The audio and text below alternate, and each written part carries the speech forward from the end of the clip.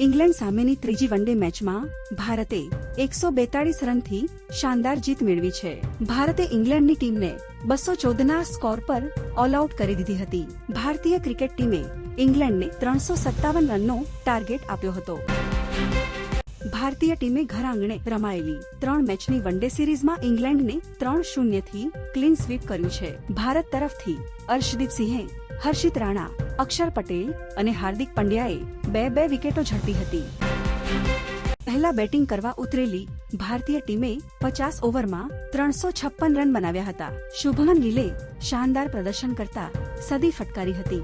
શુભમન ગિલે 102 બોલમાં 112 રન બનાવ્યા હતા. તેણે પોતાની ઇનિંગમાં 14 ચોગ્ગા અને 3 છગ્ગા ફટકાર્યા હતા.